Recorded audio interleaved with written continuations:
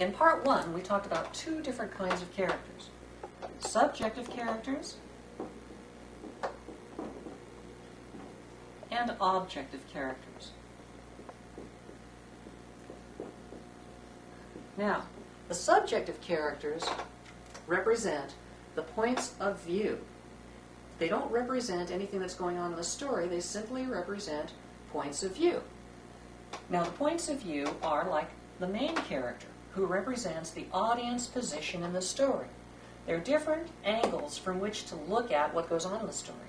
But the objective characters, by the name objective, you can get the idea that it's more of a stand-off view, a looking at view, than a looking from view.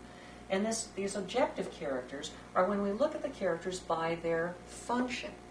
Now, I don't want you to think there are actually two different kinds of characters per se. A character who is an objective character can also be assigned a subjective point of view. So that if you have a protagonist, for example, who would be an objective character, that protagonist might also be the main character. So that would be when you would have a typical hero, or the beginnings of a hero.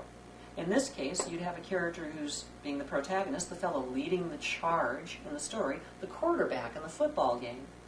And you position the audience so that they stand in his shoes, or right next to him, depending on whether they empathize or sympathize. If they empathize, they're standing in his shoes. They feel as if they are that character. If the audience sympathizes, they feel they're standing next to him, seeing things from his point of view, or seeing what the story means emotionally, what is favorable and unfavorable from over his shoulder. Okay?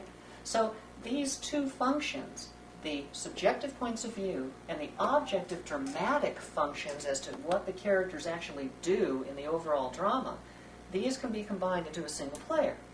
And once again, the word player here, player is any kind of a physical host that can hold either a function or can provide a point of view, or both. A player, usually, is a person, but it can also be a place or a thing. A player could be the shark in Jaws. A player could be the wind, if the wind is the antagonist, for example. Or, if you do a very unusual story and have everything done from the wind's point of view, this is what it feels like to be the wind. Dramatica allows for that too.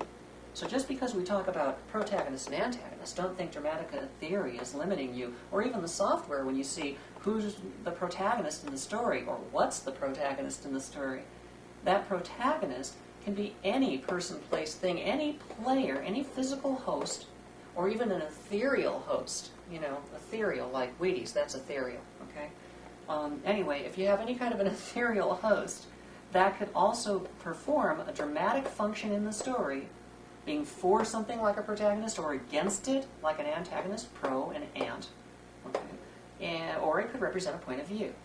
Okay, now that we know that we've looked at these, and the reason there are the split between the two is simply because the quarterback or the fellow leading the charge does not have to be the audience position. The audience position might be someone on the sidelines, like we are mostly in real life. We're usually on the sidelines, not the person who is, in effect, pushing the action, but just a supporting, contributing person. Like this main character, for example, the main character audience position might be the sidekick who watches the protagonist and supports the protagonist in what he does.